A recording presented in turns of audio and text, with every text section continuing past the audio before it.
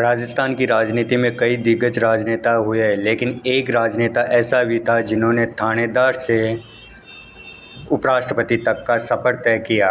इन्हें जोड़-तोड़ की राजनीति का मंझा हुआ खिलाड़ी कहा जाता था। अल्पमत में रहकर भी सरकार बनाना कोई इनसे सीखे। राजस्थान में भाजपा की जड़ें जमाए और 3 बार मुख्यमंत्री रहे। अपनी राजनीतिक शैली के कारण कई बार देश भर में सुर्खियों में भी रहे। उस जमाने में भाजपा की अंदरूनी कलह तेज़ होती थी तो संकट मोचन के रूप में राजस्थान के इसी राजनेता को याद किया जाता था। गुजरात और दिल्ली के कई मामलों में इन्होंने भाजपा को संकट से उबारा था। जब भी भाजपा संकट में फंसी, इनका राजनीतिक अनुभव पार्टी के काम में आया। ऐसी ही शख्सियत थे पूर्व उपराष्ट्रपति भैरू सिंह शेखावत, राजस्थान के पहले गैर कांग्रेसी मुख्यमंत्री और जन जन के बाबू साहब के नाम से विख्यात भैरू सिंह शेखावत, जिन्होंने जनमानस में अपनी अमिट छाप छोड़ी है। राजस्थान में अपने मुख्यमंत्री कार्यकाल के दौरान विकास कार्यों की ऐसी गंगा बहाई कि हीरा युग के नाम से भी इनके कार्यकाल को जाना जाता है। राजस्थान के सीकर जिले के गांव खाचरियावास के एक गरीब राजपूत परिवार में 23 अक्टूबर 1923 को जन्मे भैरू सिंह शेखावत का बचपन काफ़ी संघर्षपूर्ण रहा।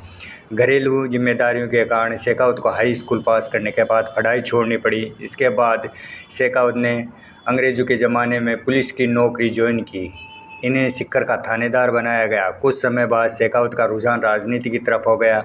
इन्होंने पुलिस की नौकरी से इस्तीफा दे दिया। नौकरी छोड़ने के बाद शेखावत जनसंघ से जुड़ गए।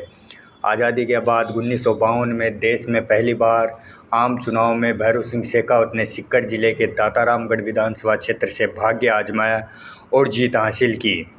इसके बाद शेखावत ने राजस्थान की राजनीति में अपनी पैठ जमा ली और धीरे धीरे आगे बढ़ते गए। 1952 के बाद से शेखावत ने 10 बार विधानसभा चुनाव लड़ा और 9 बार जीत हासिल की। खास बात यह रही कि भैरू सिंह शेखावत ने हर बार अपना विधानसभा क्षेत्र बदला, तब भी जनता ने इन्हें झोली भर वोट दिए। 1971 में बाड़मेर से लोकसभा का मध्यावधि चुनाव लड़ा और हार गए। 1974 से 1977 तक भैरू सिंह शेखावत मध्य प्रदेश से राज्यसभा सदस्य रहे।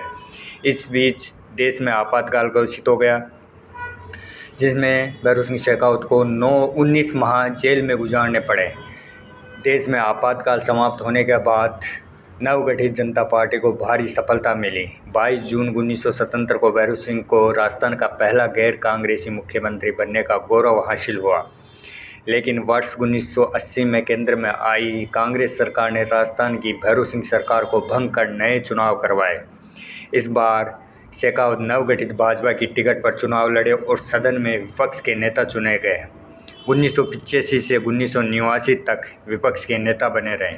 1990 में जनता दल के विधायकों के समर्थन से भैरू सिंह शेखावत ने राजस्थान में सरकार बनाई और दूसरी बार राजस्थान के मुख्यमंत्री बने। वर्ष 1991 में अयोध्या में विवादी ढांचा गिरने के बाद 15 दिसंबर 1992 को केंद्र ने शेखावत सरकार को बर्खास्त कर दिया।